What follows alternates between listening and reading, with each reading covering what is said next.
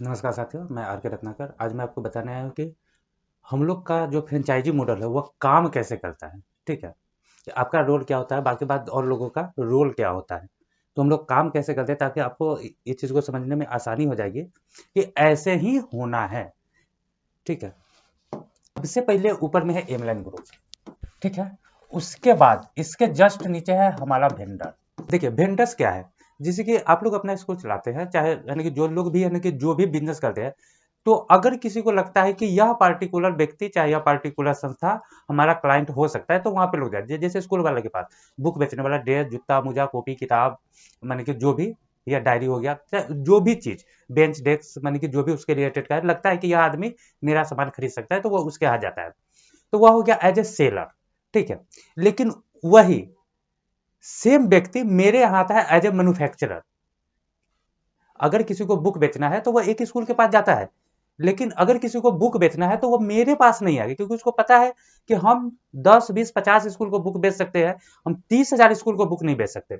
लेकिन जो बुक का मैन्युफैक्चरिंग करता है, चाहे प्रिंटिंग करता है, चाहे पब्लिकेशन हाउस है, या चाहे यानी कि बहुत बड़ा यानी कि वेंडर्स है, तो वो मेरे यहाँ आएगा। जो ड्रेस बनाता है वह मेरे पास आएगा, ये क्योंकि उसकी कैपेसिटी है कि 100 200 500 क्लाइंट को वह यानी कि हैंडल कर लेगा। तो इसलिए यहाँ पे होता है हमारा वेंडर। उसके बाद हमारा होता है स्टेट फ्रेंचाइजी, उसके बाद डिस्ट्रिक्ट फ्रेंचाइजी, और उसके बाद यानी कि ब्लॉक फ्रेंचाइजी।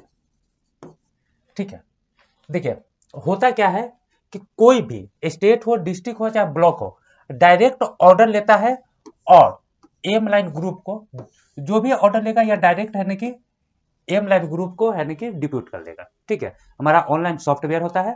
ठीक है, आपको है कि, और नीचे में होता है आपका क्लाइंट्स। क्लाइंट्स कहिए, कस्टमर्स कहिए, स्कूल कहिए, जो भी हमारा क्लाइंट्स है वह हमारे यहाँ क्लाइंट्स होता है। स्टेट हो, डिस्ट्रिक्ट हो, चाहे ब्लॉक हो, वह करता क्या है कि यहाँ से यह ऑर्डर लिया। ठीक है, यहाँ से अपना ऑर्डर उठाया, यानी कि एक स्कूल वाले से गया, बात किया, इसको जो भी सामान चाहिए, इसने अपना ऑर्डर लिया और डायरेक्ट एमलाइन ग्रुप को है कि ऑनलाइन कर दिया कि इनको है कि 100 सेट बुक चाहिए। ठीक है, क्लास 1 का इतना, 2 का इतना, 3 का इतना, मानी कि जो भी उसको एक पार्टिकुलर मिला हुआ है, हम इसका ट्रेनिंग वीडियो बना देंगे कि आपको ऑर्डर कैसे करना होता है। ठीक है, तो क्लाइंट से ऑर्डर लिया कि इनको, नहीं आप अगर फोन करके भी बता दीजिएगा कि है ना कि क्लास 1 का 5 सेट, 2 का 2 सेट, इसका इतना सेट, इतना इतना सेट, इतना ड्रेस, इतना जूता, इतना ये, तो इसको इतना चीज चाहिए। ठीक है, तो हमारा जो है कस्टमर केयर स्टाफ होता है, तो वह यहाँ पे है ना कि अपडेट कर देगा। ठीक है, जैसे ये हम यहाँ पे अपडेट करेंगे, इस वेंडर्स को इसका मैसेज मिल जाता है, और यह वेंडर्स को पता है कि हमको किसको माल भेजना है। वह सेम टू सेम, अगर ब्लॉक का ऑर्डर है तो ब्लॉक को, डिस्ट्रिक्ट का ऑर्डर है तो डिस्ट्रिक्ट को, और स्टेट का ऑर्डर है तो स्टेट को भेज देगा। यानी कि माल उसको यानी कि मिल गया। या अगर यह बोलेगा कि आप डायरेक्ट क्लाइंट को भेज दीजिए, तो यह डायरेक्ट क्लाइंट को भेज देगा। यानी कि माल बना करके वेंडर भेजता है, ऑर्डर कंपनी लेती है। यानी कहने का मतलब है कि कोई भी हमारा एक है कि यह जो फ्रेंचाइजी पार्टनर यह हो गया, यह इससे ऑर्डर लेता है, इसको देता है, यह माल बनाता है, इसको भेज देता है।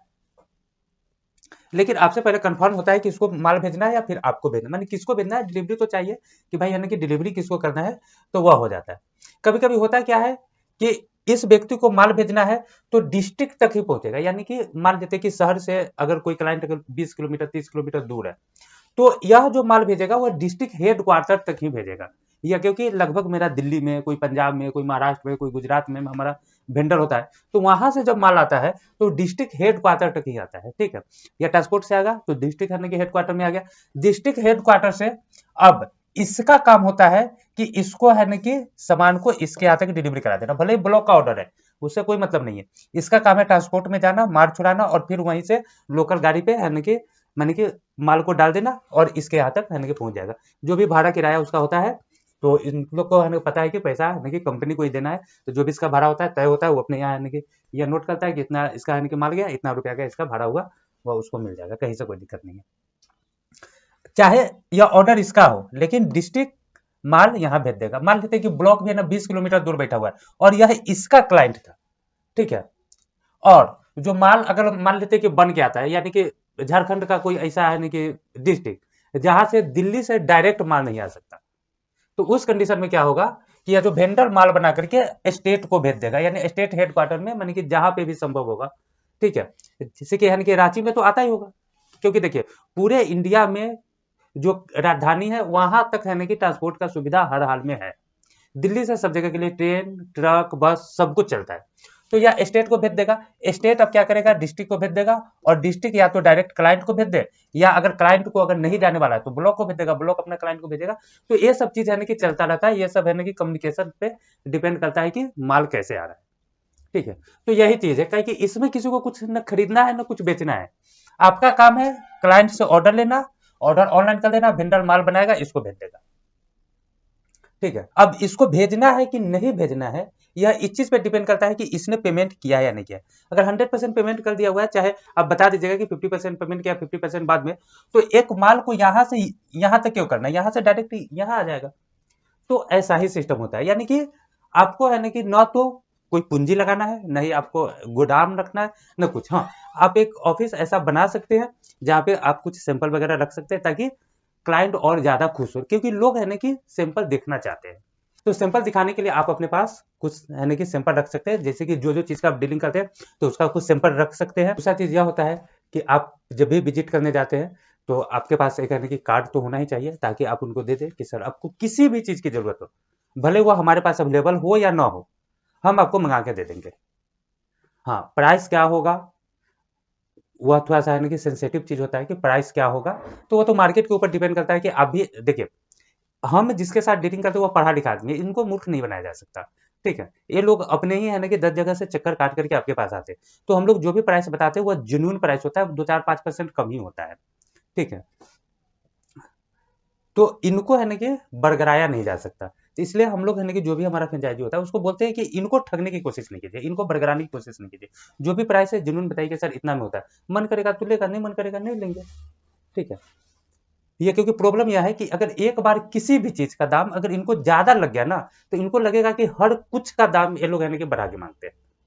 ठीक है, तो जैसे कि मान लेते कि ड्रेस में बहुत लोग कंप्लेन करते हैं कि मेरे यहाँ 300 मिल जाता है, आप 350 में देते हैं। क्वालिटी का अंतर होगा, तो उनको बताइए कि सर क्वालिटी का अंतर होगा। अगर कोई आपको 300 में दे रहा है, आप उसका सैंपल ला करके हमको दीजिए, हम आपको 250 में दे देंगे। ठीक है, तो यह सब चीज होता है। अगर कोई कहता है कि हमको है ना कि 30 रुपया में है ना कि आईडी कार्ड बना के दे देता है, वो प्रिंट नहीं होगा, लैंडयार्ड नहीं होगा, डॉग बुक नहीं लगा होगा। अगर लगा होगा तो 50 से कम में कोई नहीं देगा। 50 में हम भी दे देते, क्योंकि हमको देखिए वेंडर्स को भी पैसा बचना चाहिए, फ्रेंचाइजी को भी बचना चाहिए, और कंपनी को भी बचना चाहिए। तो हम लोग भी कम से कम है ना कि 2-3 आदमी तो हैं ही। ऐसा बात नहीं है, हम लोग जो फ्रेंचाइजी मॉडल बनाया है, जो है ना कि जनरल जो कंपनी बनाती है, तो वो क्या करती है, इसको अथोराइज डिस्ट्रीब्यूटर, उसके बाद होलसेलर, तब फिर है ना कि सेलर, फिर कस्टमर। तो हमने एक चीज को है ना घटा दिया, क्योंकि हम लोग का होलसेल का है, तो हम लोग का है ना कि यही चल रहा है। तो इसमें है ना कि आपको है ना कि पूंजी वगैरह नहीं लगाना पड़ता। बहुत लोग सोचते हैं कि कितना पूंजी लगेगा, कितना कॉस्ट लगेगा, तो ऐसा कुछ नहीं है। हाँ, अब सबका है ना कि चार्ज क्या है, तो सबका है ना कि अलग अलग होता है। अब जैसे कि देखिए, अगर कोई स्टेट फ्रेंचाइजी ले रहा है, तो स्टेट फ्रेंचाइजी मिनिमम 50,000 से कम में नहीं जा रहा है। कोई भी स्टेट, यूपी 1 लाख है, और नहीं तो यूपी का 2 जोन है, 50-50% में जा रहा है। अगर किसी ने ले लिया ना तो वो छोड़ेगा ही नहीं। क्यों छोड़ेगा? अच्छा, उसके बाद अगर कोई डिस्ट्रिक्ट है तो मिनिमम 30,000, और कोई अगर ब्लॉक है